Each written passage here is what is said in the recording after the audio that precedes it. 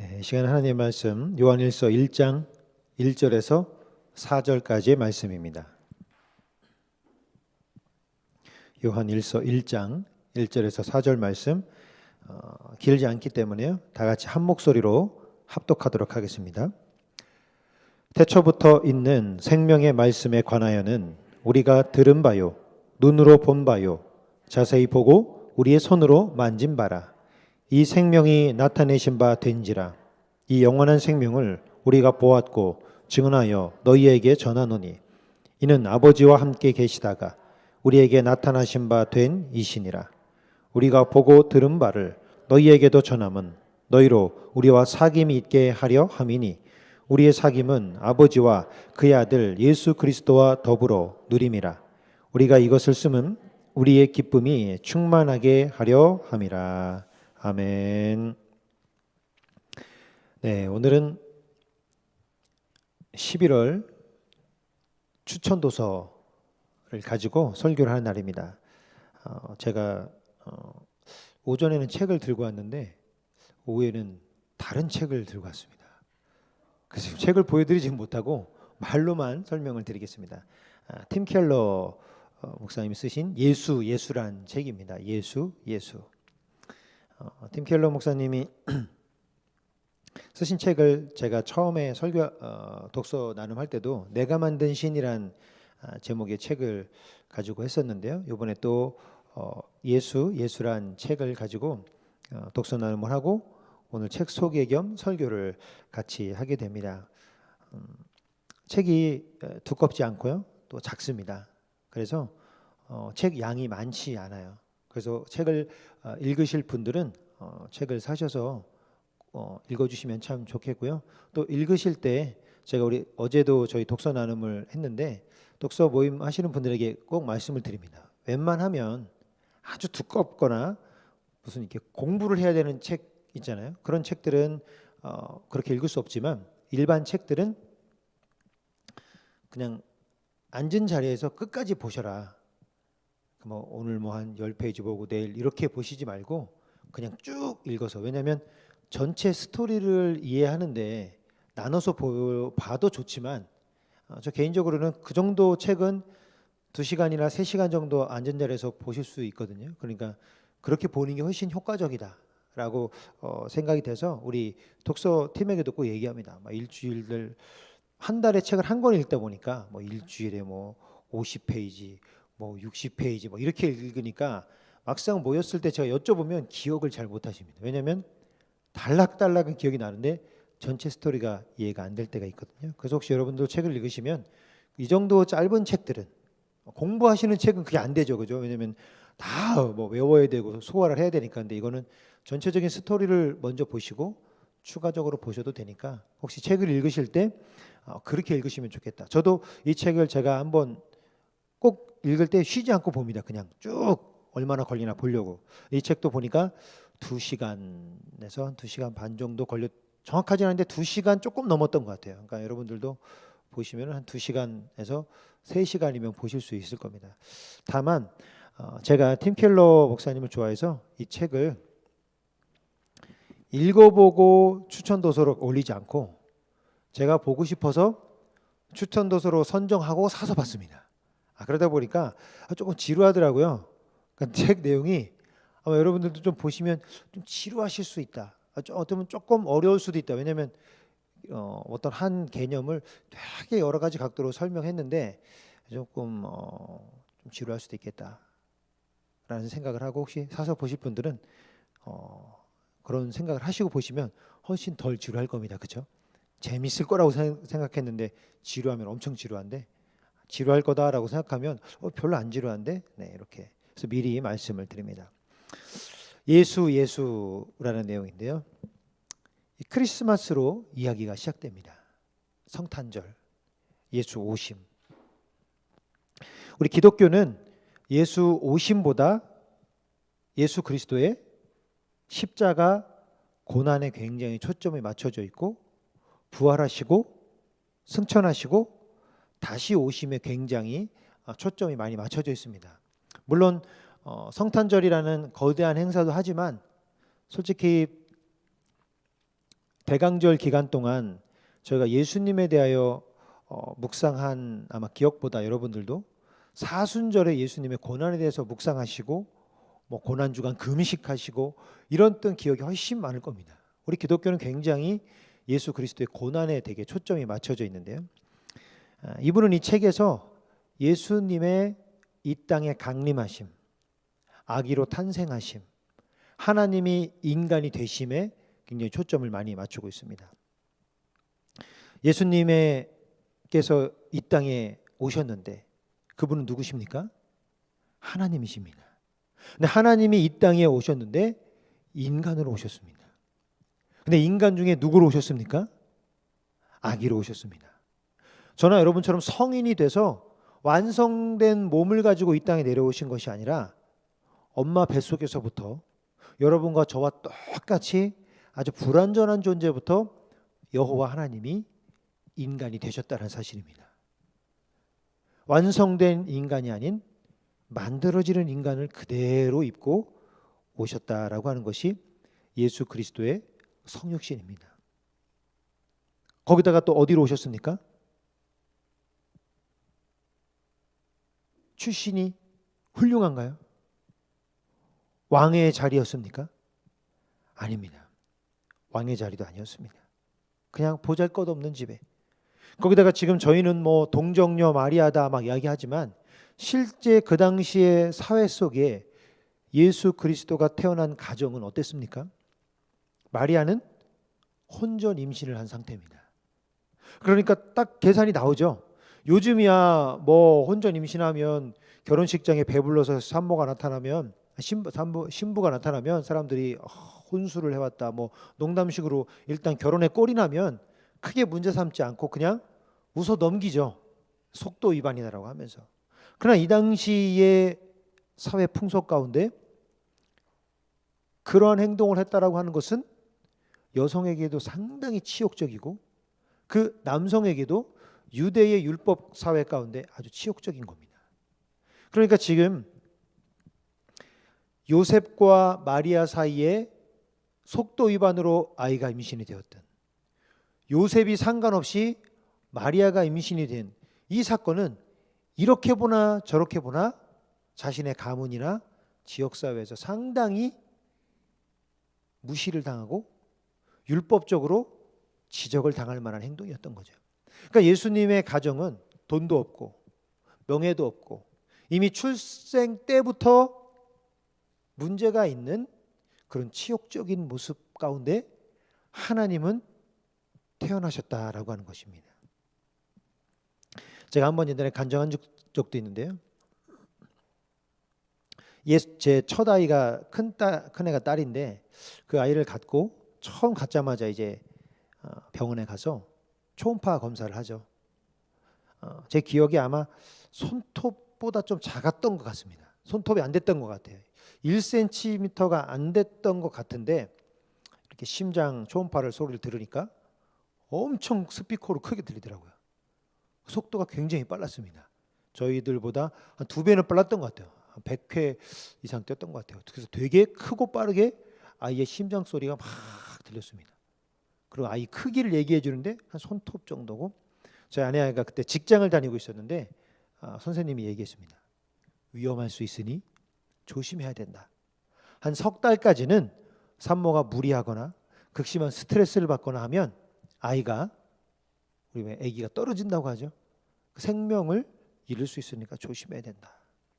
그리고 초음파 사진을 이렇게 찍어줘서 갖고 왔습니다. 뱃속에 뭐 좀 점 같은 게 하나 있더라고요. 집에 와서 그 사진을 보는데 우리 예수님이 이 모습으로 오셨단 말인가? 생각이 드는 겁니다. 예수님이 이 모습으로 우리 인간들 사이에 만군의 여호와 하나님이신데, 온 우주 만물의 창조주이신데 하나님이 엄마가 스트레스 받고 피곤하고 무리하면 뛰지도 말라고 하더라고요. 뛰는 것도 위험하다. 그렇게 되면 떨어질 배에서 생명을 잃어버리는 그런 존재로 우리 예수님이 오셨다. 그렇게 아기로 이 땅에 태어나셨다. 이 책에서는 그래서 예수 그리스도의 탄생과 그분의 낮아지심에 대하여 굉장히 부각을 합니다. 성육신이라는 것이 무엇이냐? 성육신이라고 하는 사건이 어떤 사건이냐? 예수님은 그렇게 가장 낮은 자리에 가장 낮은 모습으로 이 땅에 오셨습니다. 여러분들 강아지를 키우시는 분이나 계시죠? 강아지가 예쁘지만 걔를 계속 쳐다보고 있으면 어떻습니까? 개죠, 그죠? 왜냐하면 아무리 인간이랑 같이 살아도 개는 개입니다. 저도 옛날에 강아지를 키울 때 그렇게 예뻐해가지고 큰 시베리안 허스키를 키웠었습니다. 그래서 얘를 이제 목줄을 메고 하루를 나가면 이 자식이 그냥 땅에 떨어진 걸 아무거나 주워 먹습니다. 집에서는 줄은 사료만 먹어가지고 괜찮은데 한 번은 지나갔는데 뭘 콱 물어서 보니까 이 쥐가 죽어 있는데 그냥 쥐 죽은 거를 입에 덥석 무는 거예요. 그래서 얼른 빼고 그냥 얼마나 더러운지 얘가 저를 핥으려고 그러는데 못할 게 있습니다. 왜냐면 세균이 있을 것 같아서. 개는 개입니다. 집에서 여러분과 제가 우리의 지성과 우리의 감성과 인격을 모두 소유한 채 여러분 주변에 있는 개의 몸으로 우리가 살고 있다고 생각해 보십시오. 걔네랑 어떻게 잘 지내겠습니까? 개들은 그냥 아무데나 이렇게 다리 들고 막 싸죠, 그죠? 화장실 없습니다, 그죠? 옷도 없어요. 똥꼬가 다 보이고 성기가 다 드러난 채 아무데나 막 돌아다닙니다. 피곤하면 그냥 길바닥에 눕고 구정물 막 그냥 다 핥아 마시고. 근데 걔네는 상관없어요. 왜요? 걔는 원래 그렇게 사는 거니까. 근데 여러분과 저의 지성과 우리의 인격과 우리의 모든 감정을 가지고 그 개들과 살면 얼마나 구역질이 나겠습니까? 개들 막 묶어놓으면 자기가 똥 싸고 자기가 막 밟잖아요, 그죠? 걔네 뭐 그런 게 없어요. 더러운 게 없어요. 근데 우리가 그걸 가지고 옆에서 보면 어떡하겠습니까? 개들 보고 아우 똥 좀 밟지 마. 모르죠. 개니까. 그렇게 창조됐으니까. 근데 하나님이 이 땅에 오셔서 예수님이 우리랑 살고 계신데 그분은 우리의 마음을 다 알고 계시지 않습니까? 지금 저 제자가 나를 팔려고 어떤 계획을 세우고 있는지, 지금 저 자리에서 내 말을 듣고 있는 인간이 얼마나 교만한 마음으로 나를 평가하고 날 죽이려 하는지, 얼마나 음란하고 음탕하고 욕심에 빠진 채 예수님 앞에 서 있는지를 다 보고 계신데 그 구역질 나는 그 더럽고 추악한 우리 인간들의 군상들 속에서 예수님이 어떻게 견디셨을까? 그러니까 예수 그리스도의 고난을 이 책은 예수님이 인간이 됐다라고 하는 순간부터 다시금 묵상합니다.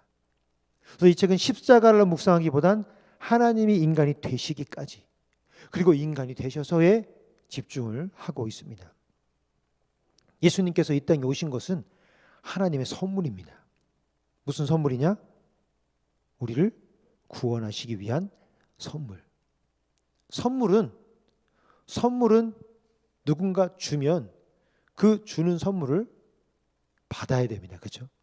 근데 받을 때 조건이 하나 필요합니다. 무슨 조건이냐? 선물을 주는 사람과 비슷해져야 받을 수가 있어요. 다시 말해 저는 엄청나게 부자입니다. 만약에 제가 막 재산이 막 몇 조예요. 그래서 하루에 1억씩 써도 아무렇지 않아요. 근데 여기 있는 우리 평범한 사람들은 하루에 1억을 쓸 수가 없죠. 그죠? 1억이 없으니까. 10만 원도 큰 돈 아닙니까? 근데 귀한 선물을 저에게 10만 원짜리를 준비해 줬어요. 근데 제가 그것을 선물로 받으려면 준비해야 될 게 하나 있습니다. 그게 무엇입니까? 10만 원짜리를 10만 원짜리로 제 기준으로 보면 절대 선물이 아닙니다. 그건 뭐예요? 저한테는 쓰레기가 되는 거죠. 왜? 필요 없는 물건이니까요. 그러면 그걸 선물로 받기 위해선 뭐가 필요합니까? 나의 경제적 가치를 뒤로 한 채 이 사람의 가치로 그것을 내가 받아야 됩니다. 10만 원을 준 사람의 능력과 마음으로 그 물건을 받지 않으면 주는 사람한테는 선물인데 받는 저는 뭐예요? 필요 없는 쓰레기가 됩니다. 아무리 정성껏 준비했어도 저는 평생 그런 물건은 써보지 않은 사람이기 때문에 필요가 없고 어디 갖다 놓을 데도 없고 심지어 내 친구도 줄 수 없고 내 자식도 줄 수 없어요. 왜요? 그런 걸 안 쓰니까. 근데 그게 선물이 되려면 그 사람의 마음과 그 사람의 수준으로 내가 내려가야 되는 겁니다.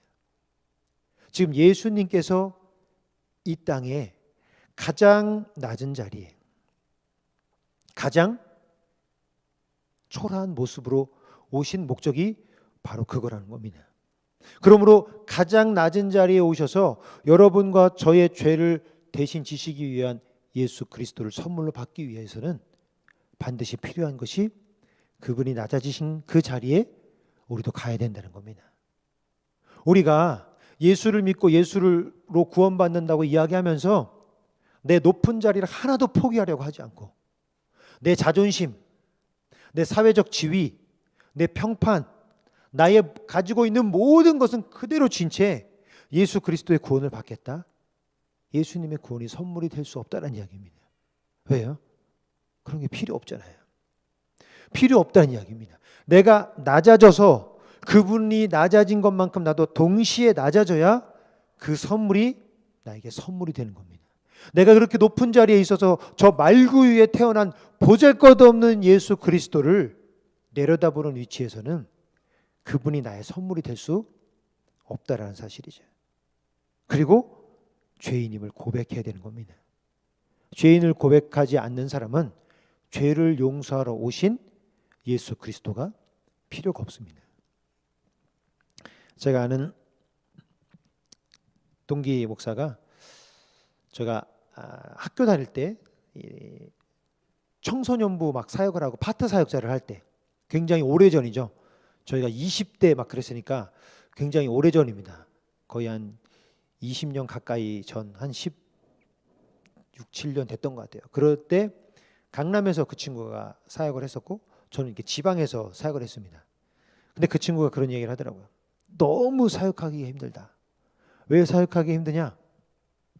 그때 당시에 막 이 애플에서 나온 에어팟이라고 해서 MP3 듣는 막 그런 기계가 유행할 때입니다.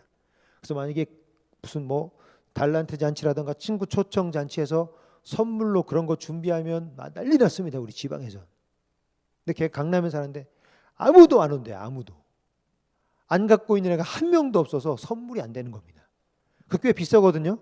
몇십만 원짜리에 그게 거의 한 17, 8년 IMF 터지고 얼마 안 될 때 2000년대 초반인데 그때 그거를 선물로 주는데 저희 지방 같았으면 막 친구들도 데리고 난리 났을 텐데 아무도 관심을 갖지 않는데 왜요?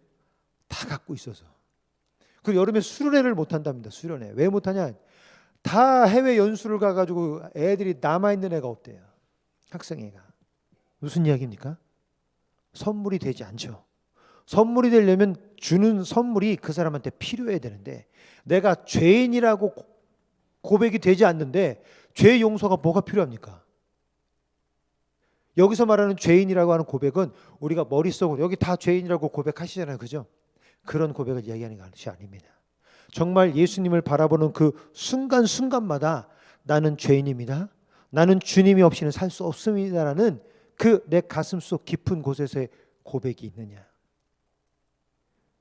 성육신하러 그 낮은 자리까지 오신 그 예수 그리스도 앞에 당신도 무릎을 꿇고 주님 나도 나의 모든 자존심, 나의 모든 사회적 지위, 평판, 물질 다 내려놓고 주님이 내려가신 그 자리로 나도 내려갑니다. 나는 죄인입니다 라는 고백을 진심으로 하고 있느냐를 책에서 묻고 있습니다. 나도 그 자리로 내려가고 나도 그 고백을 매 순간 하지 않으면 하나님이 이 땅에 오신 그 사건이 나와 떨어져 있다. 선물로 받은 것이 아니다. 라고 이야기를 하고 있습니다. 그러면서 하나님께서 이 땅에 강림하신 그 사건.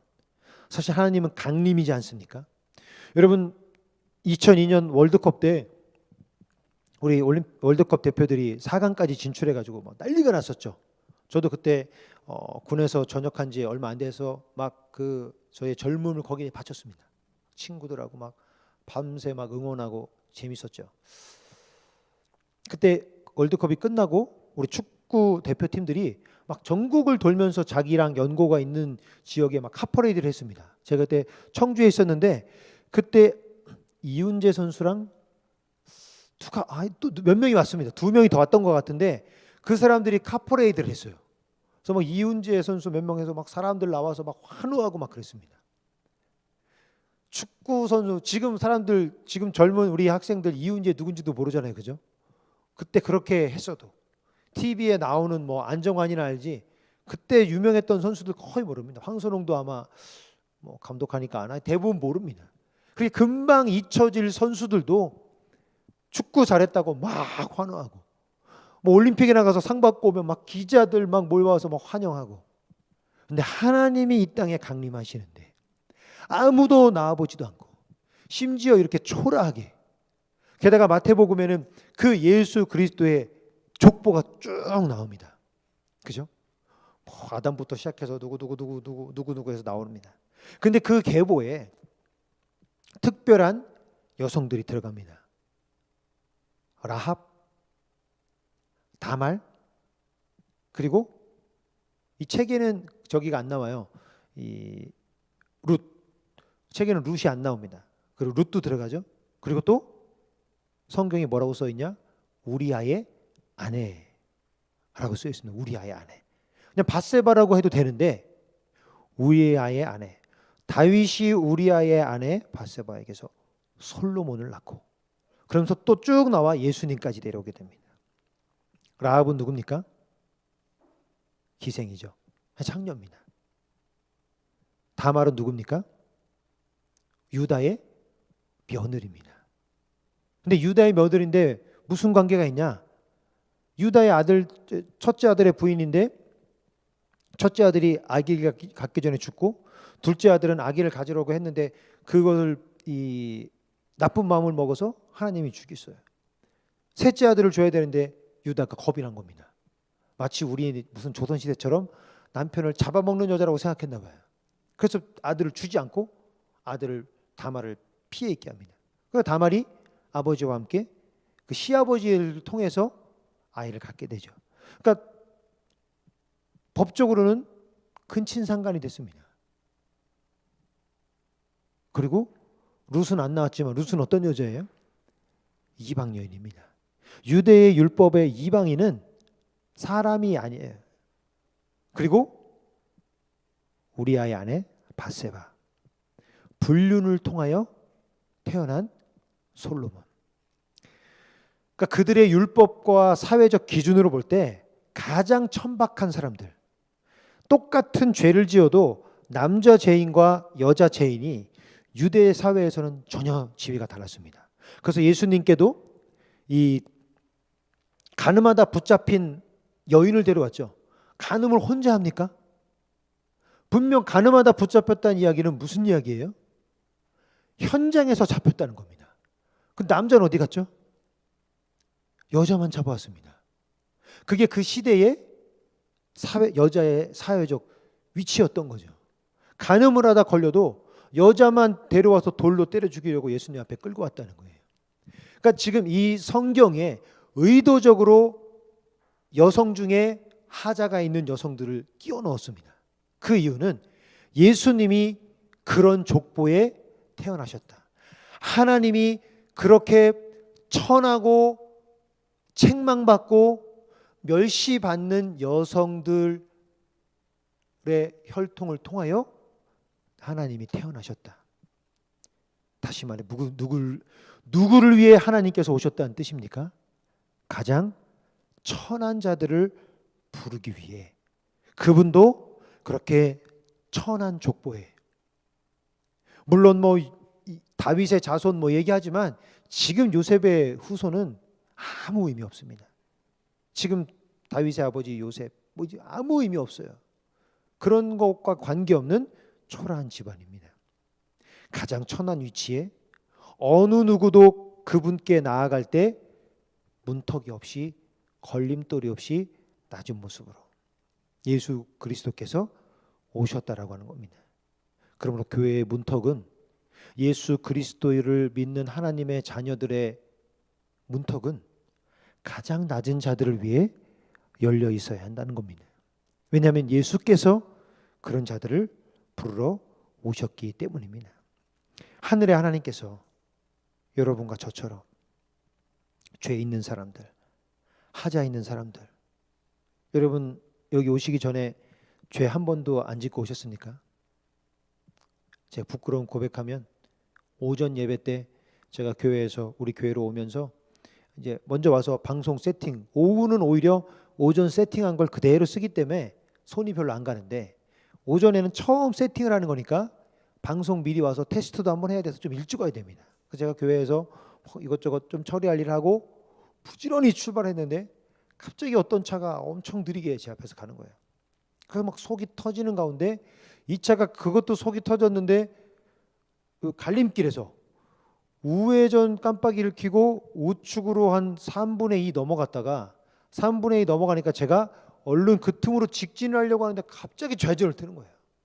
제가 빵 하면서 엄청 화를 냈습니다. 창문을 열고 화를 내진 않았어요. 근데 그냥 제 차 안에도 도대체 정신이 있는 거야 없는 거야 뭐 하는 거 막 화를 냈습니다. 그리고서 그 차가 빨리 비상등을 안 켜더라고요. 미안하다고 해야 되는데. 그래서 제가 도대체 왜 이러는 거야 막 하면서 그 차 비상등을 켜서 그 차는 그 다음 블록에서 우회전을 해서 갔고 저는 그 차를 지나서 왔습니다. 그 순간 제 설교를 준비한 게 다 생각이 나면서 예수를 증거하며 저 사람 하나를 용서하고 이해하지 못 사람이 실수할 수 있지 않겠습니까? 그 사람도 뭐 저랑 박치기 하고 싶어서 우측으로 가려다가 좌회전한 게 아니죠, 그죠?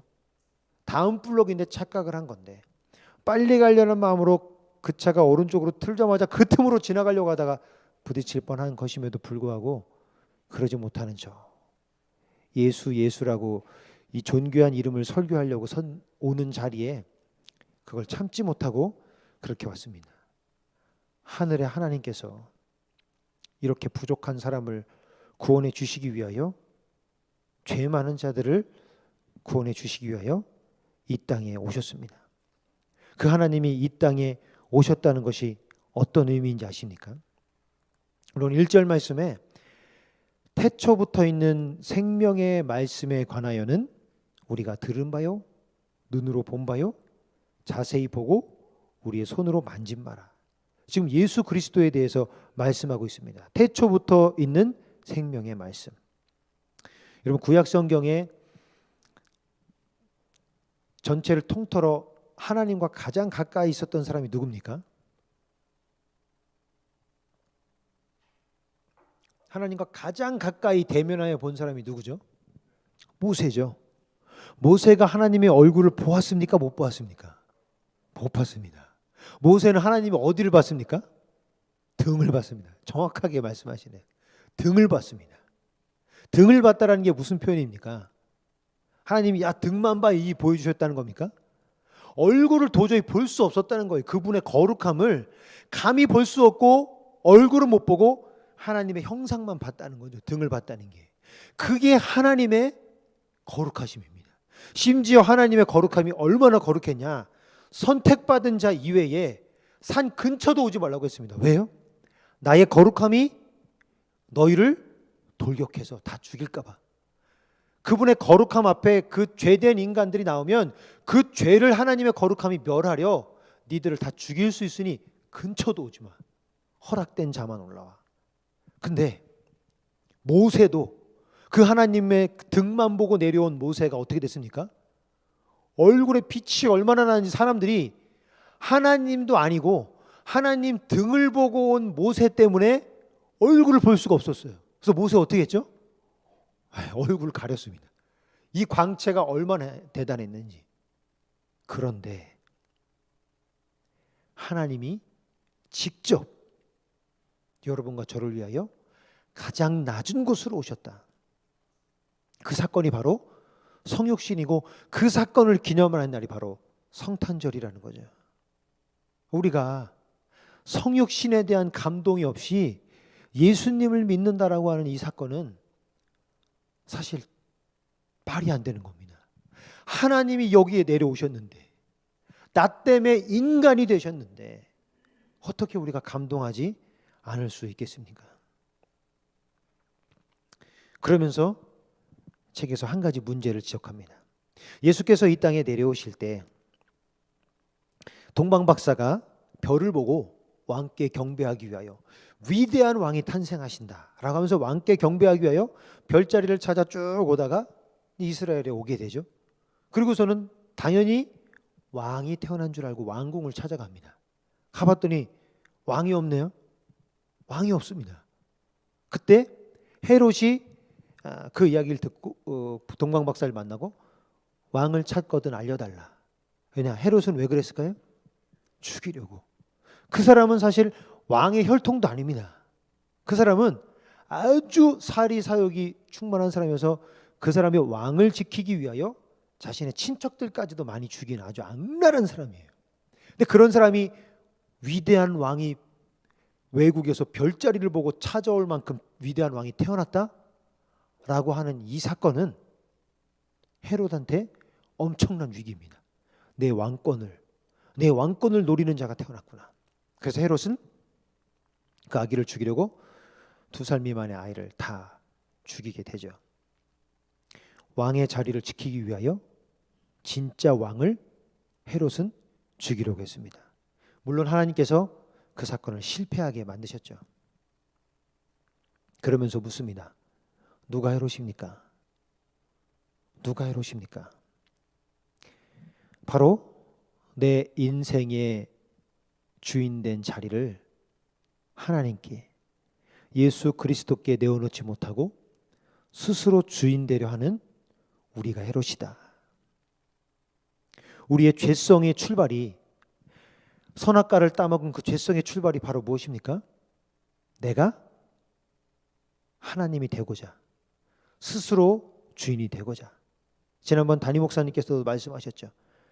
세상은, 사탄은 인생의 주인이 너다라고 지속적으로 이야기하고 있다. 내 인생은 나의 것. 꽤 오래전 노래잖아요, 그죠? 내 인생은 나의 것. 누가 불렀는지 잘 기억이 안 나는데 굉장히 오래전 노래인 것 같습니다, 그렇죠? 굉장히 오래전 노래인데, 누구라고요? 네. 네. 그렇군요. 네. 아직 잘 안 들려가지고 제가, 네. 오래전 노래임에도 불구하고 사탄은 지속적으로 네 인생은 네 거다, 네 인생은 네 거다 라고 우리에게 속삭이고 있다는 겁니다. 우리가 헤롯이 되도록, 진짜 왕한테 내 자리를 뺏길까 봐 진짜 왕을 계속 죽이고 밀어내고 있다라고 하는 것이죠. 또한 우리의 죄성은 근본적으로 거룩함에 두려움을 느끼고 있다고 합니다. 아담과 하와가 범죄하자마자 바로 한 것이 무엇입니까? 거룩하신 하나님을 피해 숨었습니다. 들킬까 봐. 이미 죄는 지었는데 죄가 들키는 게 아니죠, 그죠? 내 모습이 하나님 앞에 들킬까 봐. 그리고 그 들킬까 봐 두려워서 하나님을 보는 것이 두려워서 그들이 이제 무엇을 해입었습니까? 옷도 해입었습니다. 사탄의 유혹이 여기에서 또 시작됩니다. 우리를 죄짓게 하고, 죄를 짓게 할 뿐만 아니라 회개한 이후에도 죄에 대한 기억을 지속적으로 우리 가운데 떠올리게 합니다. 너 죄인이잖아. 너 죄인이잖아. 그러면 우리는 그 죄에 대한 기억이 떠오르면 누가 두렵기 시작합니까? 여호와 하나님이, 예수 그리스도가 부담스럽고 두려운 겁니다. 그래서 우리는 자꾸 본질을 피하게 되는 거죠. 왜요? 예수 그리스도 앞에 서면 내 죄가, 거룩하신 여호와 하나님 앞에 서면 내 죄가 드러나니까. 근데 이게 사탄의 공격이고 유혹이라는 게 무엇이냐? 예수 그리스도 앞에 죄가 용서함을 받았습니다. 그러니 예수만 붙들고 있으면, 예수님과 함께 있기만 하면 우리는 죄에 대한 그 어떠한 공격에서도 자유로울 수 있는 것인데, 사탄이 우리를 공격해서 과거에 지었던 죄, 또 오늘 지었던 죄로 우리를 계속 올감합니다. 죄사함을 받았음에도 불구하고, 이 죄사함은 언제까지의 죄사함이냐? 앞으로 지을 모든 죄까지도 예수님과 함께 있으면 용서받았는데도 불구하고 사탄은 자꾸 죄성을 우리 가운데 기억나게 해요. 그래서 그 죄성이 드러나는 순간 우리의 죄가 하나님 앞에 부담스럽고 두려워지기 시작하는 거죠. 그래서 본질에 집중하지 못하도록 만드는 겁니다.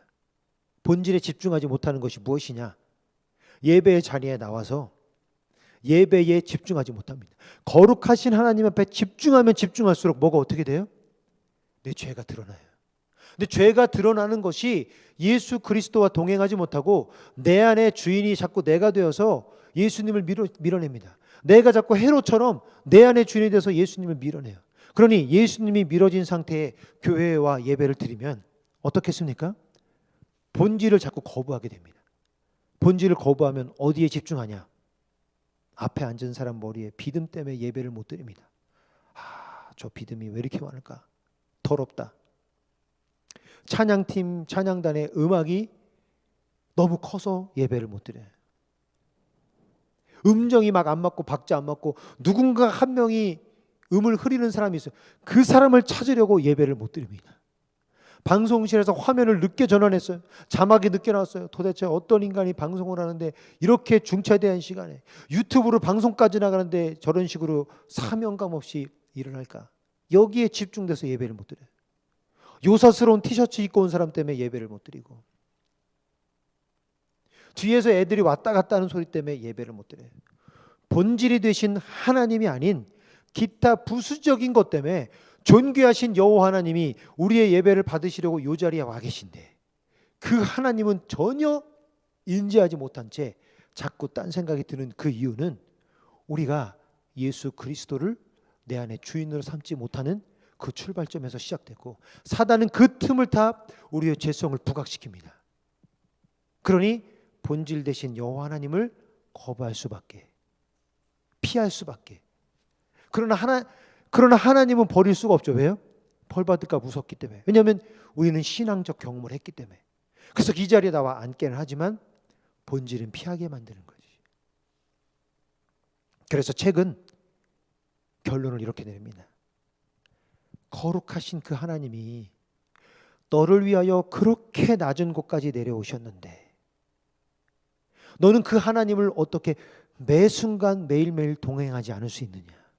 우리가 그 여호와 하나님 그 예수 그리스도를 매 순간 동행하지 않으면 매 순간 그분을 내 삶에 받아들이지 않으면 예수님을 기억하지 못하는 순간에 우리의 죄성이 하나님의 거룩함 앞에 부끄러워지기 시작한 예수님이 우리 하나님과 나 사이에 항상 존재하고 계시지 않으면 하나님의 거룩함을 피하고 싶은 유혹이 사탄을 통하여 들어올 수밖에 없다. 매 순간 주님과 동행해야 된다. 그래서 예수 살아도 예수, 눈 떠도 예수, 밥 먹을 때도 예수, 걸을 때도 예수, 오직 예수. 그 예수가 너와 하나님 사이에 계시지 않으면 그 성육신한 그 예수님이 왜 오셨냐?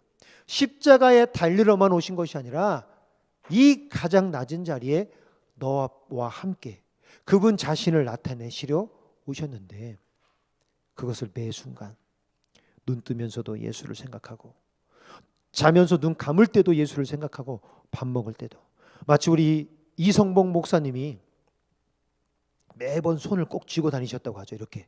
왜 쥐고 다니셨냐? 누가 물어보면 나 지금 예수님 손 붙잡고 있다. 그러니까 그분이 매 순간 예수님과 함께 동행하시려고 아마 자신만의 의식인 것 같습니다. 손을 쥐고 주님 내 손 잡아주십시오라고 본인한테 계속 되뇌이셨던 것 같아요.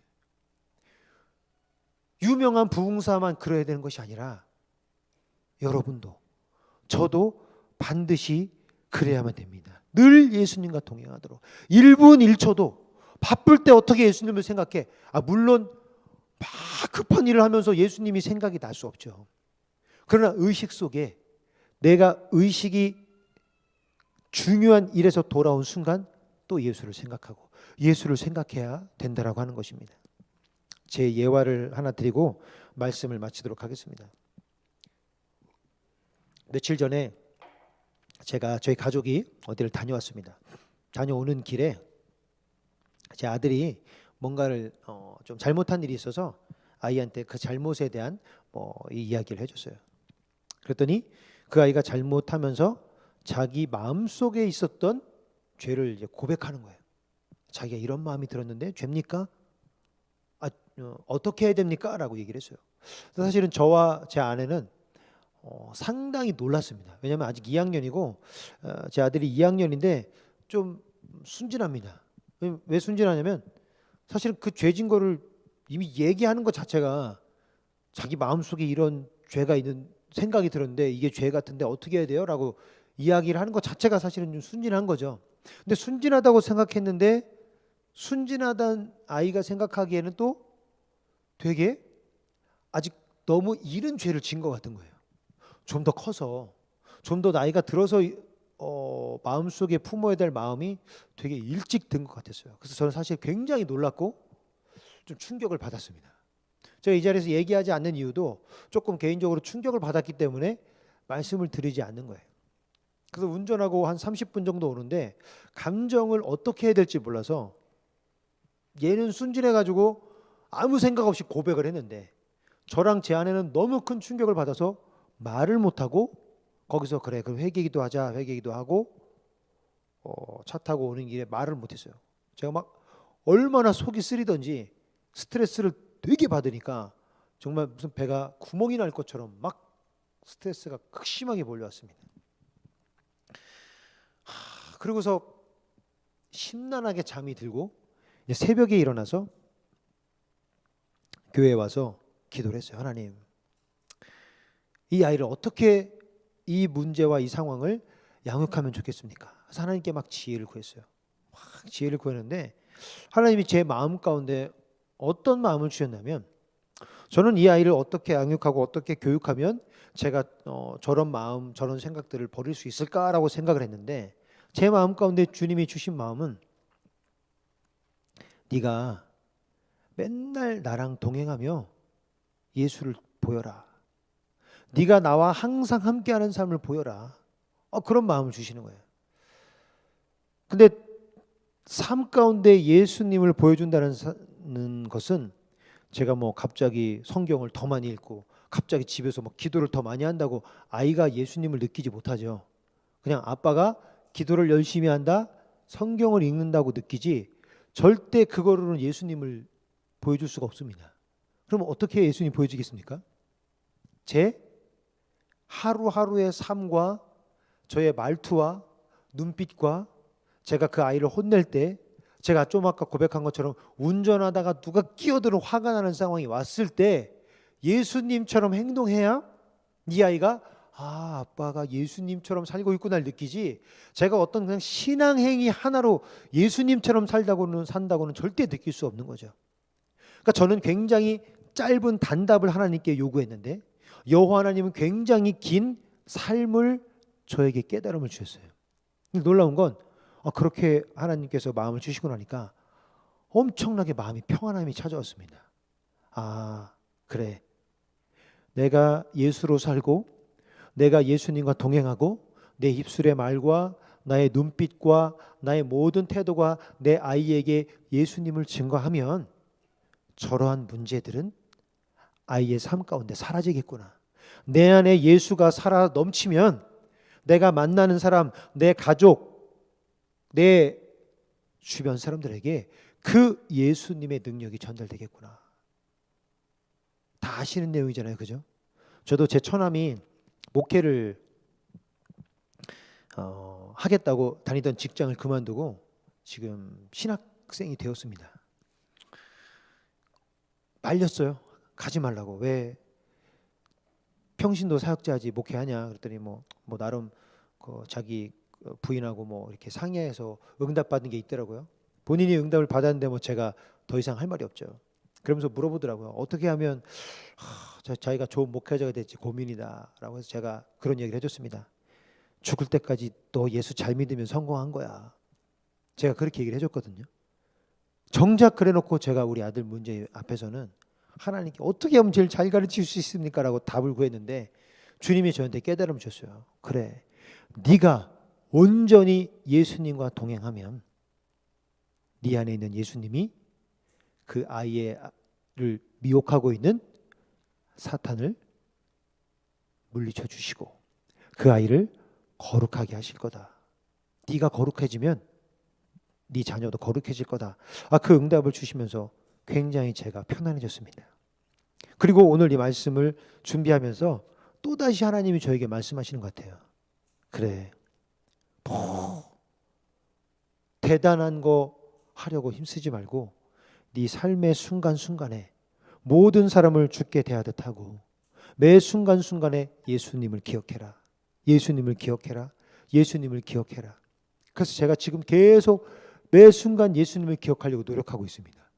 안 될 것 같죠? 됩니다.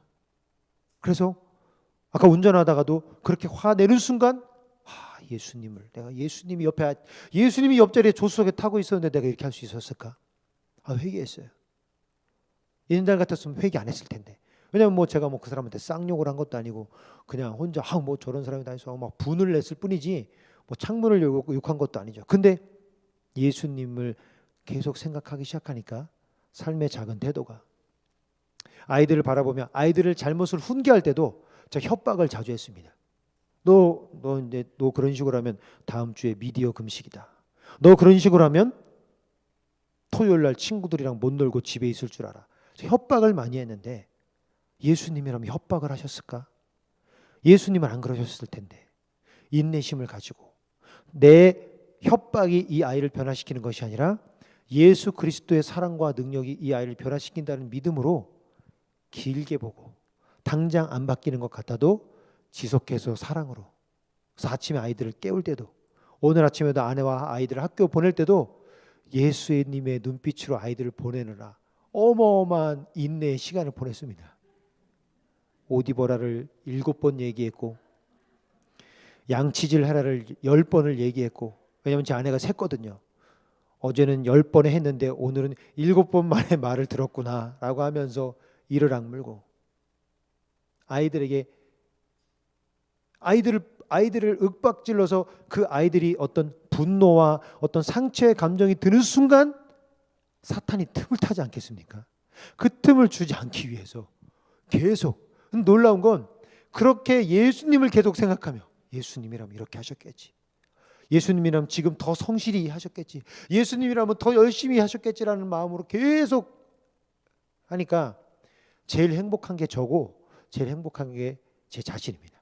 아이들한테 화를 안 내면 걔들도 행복하겠지만 제가 행복해요. 그렇게 해서 폭풍처럼 화를 내서 애들을 보내고 나면 지쳐서 식탁에 앉아서 둘이 차를 마시며 회개합니다. 그러지 말걸 저희 둘이. 근데 예수 이름으로 아이들을 보내고 나니까 오늘 아침은 편안하게 아침에 이 토스트를 먹으며 좋은 시간을 보냈습니다. 예수가 내 안에 있는 것, 우리에게 선물로 주신 예수님을 받기 위해 우리는 많은 것들을 포기해야 됩니다. 자존심도 포기해야 되고요. 그리고 그 예수 그리스도를 여기 모시기 위해 포기해야 될 것이 어마어마하게 많습니다. 그리고 예수 그리스도와 동행하지 않으면 거룩하신 하나님께는 나아갈 수가 없습니다. 잠깐 예수님과 동행하는 것을 잃어버린 순간 사단이 우리의 죄성을 들먹이며 거룩하신 하나님을 부담스럽게 만들기 때문이라는 것이죠.